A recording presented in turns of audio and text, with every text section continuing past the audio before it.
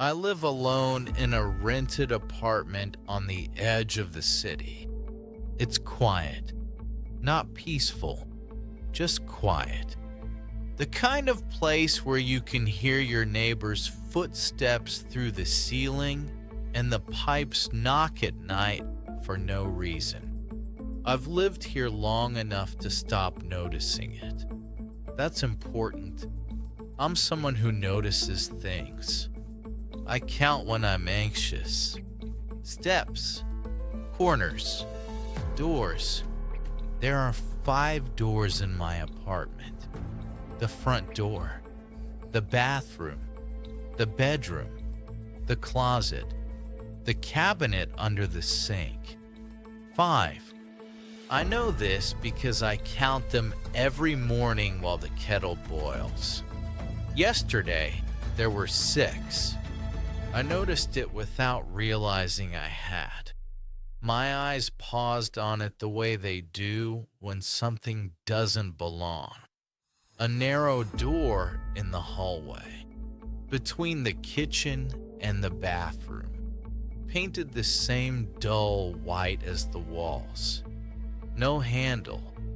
I stood there holding my mug while the kettle screamed behind me. I didn't feel afraid, just wrong. Like rereading a message you sent while drunk. Everything looks familiar, but the tone is off. I told myself I'd just never paid attention before. That happens. The brain fills in blanks. Still, I stood there longer than necessary. Then I went to work. All day, the door stayed with me, not as an image, as a pressure, like something unresolved. That night, I counted again. Front door, bathroom, bedroom, closet, sink cabinet, and the new one. 6. I pressed my palm against it. The door was warm. Not warm like sunlight. Warm like a body under a blanket.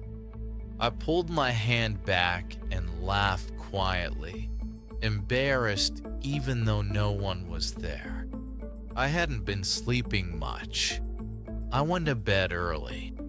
I dreamed of standing in my hallway. The walls were closer together. I couldn't tell when they had moved. There were doors on both sides, all identical, all without handles. When I woke up, my alarm said I'd slept 8 hours. My body felt like I hadn't slept at all. The next morning, the door had a handle. Brushed metal, nothing decorative. I stared at it longer than I meant to. I tried to remember whether it had been there before. I couldn't. That bothered me more than the door itself. Memory should resist change. Mine usually does. I avoided opening it, not out of fear, out of superstition, as if touching it would confirm something I wasn't ready to know. Over the next few days, the apartment felt different. Subtly, the hallway seemed shorter. I counted my steps from the kitchen to the bedroom. 2 fewer than usual. I measured again. Same result. I checked my phone for old photos. Birthdays. Holidays. A small gathering I barely remembered hosting. The door was in all of them. In some, it had a handle. In others, it didn't. In one photo, the door was open. The image cut off before showing what was inside. I don't remember taking that picture. I called my sister that night. We talked about work, about nothing. Before hanging up, I asked her if she remembered my apartment. The one with the narrow hallway, she said. And the extra door? My stomach tightened. I didn't ask anything else. That night, I woke up standing in front of the door. My hand was on the handle. I don't remember leaving my bed. The metal was warm, warmer than before. I stood there until my legs ached. Then I went back to bed and stared at the ceiling until dawn. After that, things began to disappear. Small things. A mug, a paperback book, one shoe. I'd find them later in the cabinet under the sink. The cabinet I never used. Time felt unreliable. I'd sit down for a moment and realize an hour had passed. The apartment felt tighter every day. Not enough to prove, enough to feel. I stopped inviting people over. I was afraid someone else would notice something before I did. One evening, I came home and the door was open, just slightly. Light spilled out, soft, yellow. The air smelled like dust and old soap. I stepped inside without deciding to.